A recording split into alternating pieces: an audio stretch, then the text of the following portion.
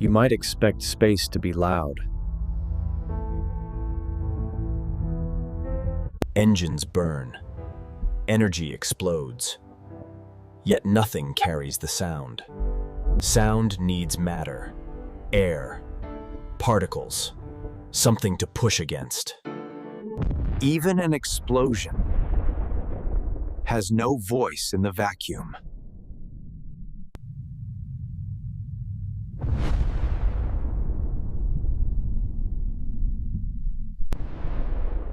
Space is not quiet. It is perfectly silent.